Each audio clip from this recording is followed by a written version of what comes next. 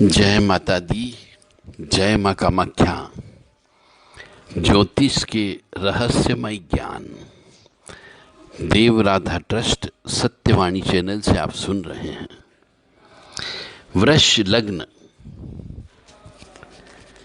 की पत्रिका में मंगल यदि अष्टम भाव में बैठ जाए, अब आपको नहीं मालूम कि वृष लग्न किसे कहते हैं, अष्टम भाव किसे कहते हैं, तो मैं बता देता हूँ। अपनी अपनी पत्रिका खोलो और जहाँ पर लग्न शब्द लिखा हो वहाँ पर 2 नंबर लिखा हो तो वृष लग्न की पत्रिका हुई। अपने सब पूरे परिवार की चेक कर लो, बहुत ही रहस्यमय ज्ञान है कि वृष लग्न की पत्रिका में यदि मंगल अष्टम भाव में बैठा हो, अष्टम भाव का मतलब हो गया जहाँ पर 9 नंबर लिखा हो उस पत्रिका में, तो वह अष्टम भाव कहलाता है। वृष लग्न की पत्रिका का मतलब हो गया लगन की जगह, लगन जहाँ लिखा होगा पहले खाने में सबसे ऊपर टॉप पर, वहाँ पर 2 नंबर लिखा होगा तो वह वृष लग्न की पत्रिका कहलाती है। और अष्टम भाव का मतलब हो गया जहाँ पर 9 नंबर लिखा हो, वहाँ पर मंगल लिखा हो 9 नंबर के आसपास, तो समझो वह अष्टम भाव का मंगल कहलाता है। ऐसी पत्रिका मांगलिक पत्रिका कहलाती है। अब मांगलिक पत्रिका का मतलब हो गया चाहे लड़का हो या लड़की हो, ऐसे लड़के लड़की का विवाह मांगलिक व्यक्ति से ही होना चाहिए। यदि लड़का है तो मांगलिक लड़की ही होगी तो ही वो उनका जीवन सुखी रहेगा, अन्यथा जीवन में सुख नहीं मिलेगा। और लड़की है तो उसका विवाह किसी मांगलिक लड़के से ही करना पड़ेगा, तो ही वह लड़की सुखी रह सकती है, अन्यथा विवाह बार बार टूटेगा और उससे सुख नहीं मिलेगा और कई बार संतान उत्पन्न नहीं होगी।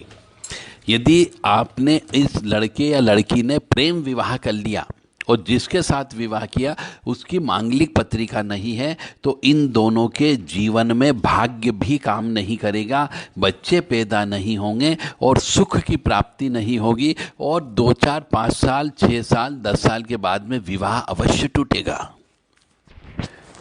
तो जो प्रेम विवाह करते हैं उनको विशेष तौर से ये चेक करना है कि मेरी पत्रिका वृष लग्न की पत्रिका तो नहीं है और मेरा मंगल अष्टम भाव में तो नहीं बैठा है, चाहे लड़का हो या लड़की हो। मतलब विवाह टूटता ही टूटता है और संतान उत्पन्न नहीं होती है, और यदि मांगलिक अमांगलिक शादी कर ली तो सुख भी नहीं मिलेगा। तो मैं तो यही कहूँगा कि वृष लग्न की पत्रिका में यदि मंगल किसी का हो तो ऐसे लड़के लड़की से विवाह ही मत करो, और विवाह करो तो 2 4 10 ज्योतिषाचार्य से पत्रिका पहले चेक करवा लेना, फी करवाना, फिर विवाह करना। पत्रिका मिलती है या नहीं मिलती, पत्रिका मिलान करके ही करना चाहिए। और यदि मैं गहराई की बात करूं वृष लग्न की पत्रिका में मंगल अष्टम भाव के बारे में, तो मैं पहले फिर से बता दूं कि वृष लग्न का मतलब होता है जहां लगन लिखा रहता है वहां पे 2 नंबर डला हुआ रहता है, और जहां पर 9 नंबर लिखा रहता है वहां पर मंगल लिखा हुआ होता है, उसे अष्टम भाव का मंगल कहते हैं। यह मांगलिक पत्रिका होती है, चाहे लड़का हो या लड़की हो, और ऐसे मनुष्य चाहे स्त्री हो या पुरुष हो, उसकी मृत्यु किसी शस्त्र से लगने की वजह से हो सकती है, लड़ाई झगड़ा करने में माहिर होता है, कोढ़ हो सकता है ऐसे मनुष्य को। और कोढ़ क्यों होता है, यह भी पिछले जन्म का पाप कर्म होता है। यानी ऐसा मनुष्य चाहे लड़का हो या लड़की हो, वो पापिन स्त्री या पापी मनुष्य होता है जिसका मंगल अष्टम का होता है वृष लग्न की पत्रिका में, और उसके अंग में कई बार सड़ने की वजह से उसकी मृत्यु होती है, लग जाती है। तो शुगर की बीमारी भी हो सकती है उसकी वजह से, अंग उसके सड़ने से या जलने से, यानी आत्महत्या भी कर सकते हैं ऐसे लड़के लड़की, और अपने आप को जला भी सकते हैं। हम कई बार देखते हैं बहुत से मनुष्य लड़के और लड़कियां अपने ऊपर मिट्टी का तेल डाल के आग लगा लेते हैं, क्योंकि भयंकर क्रोध की उत्पत्ति होती है, और क्रोध काला होता है और क्रोध के अंदर सब कुछ नुकसान हो जाता है। तो अष्टम भाव का मंगल वृष लग्न की पत्रिका में भयंकर कष्ट देता है। तो ऐसे मनुष्य के साथ विवाह मत करो, नहीं तो बर्बाद हो जाओगे। यानी अष्टम भाव का यदि लड़का हो या लड़की हो तो उसकी मृत्यु या तो किसी हथियार से लगने की वजह से हो सकती है, या उसको कोढ़ हो सकता है। कोढ़ का मतलब हो गया सफ़ेद दाग भी हो सकते हैं, या फिर हाथों की उंगलियां गलने की बीमारी भी हो सकती है, या उसके शरीर में कहीं न कहीं भयंकर कष्ट होता है, और या फिर उसके अंग सड़ने जलने से उसकी मृत्यु होने की संभावना होती है।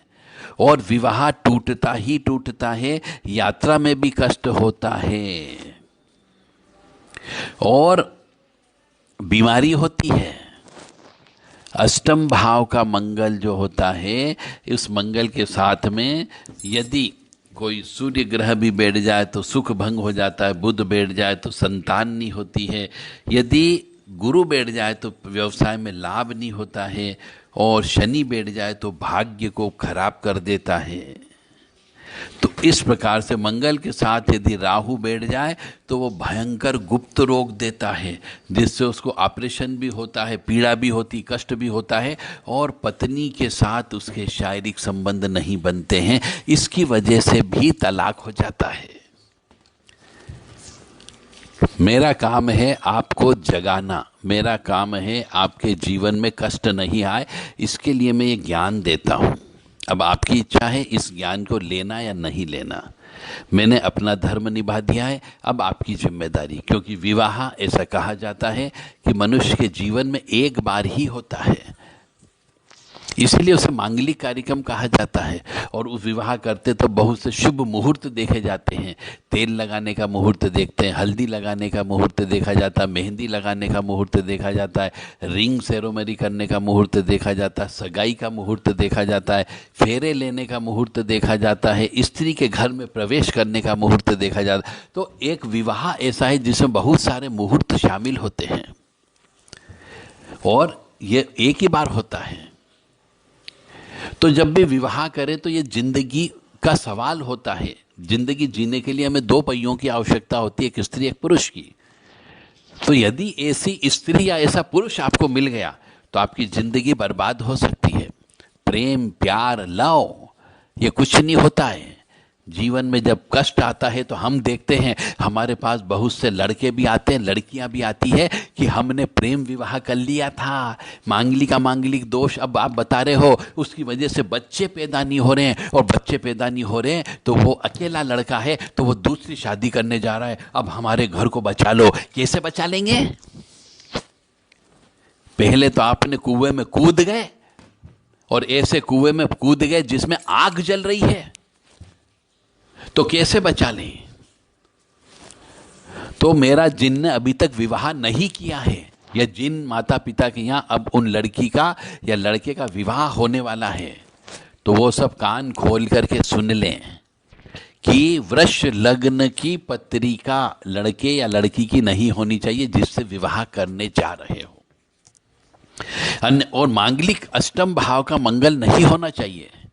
वृष लग्न की पत्रिका में मंगल अष्टम भाव का हो तो बिल्कुल भी विवाह मत करना, अन्यथा जीवन बर्बाद हो जाएगा।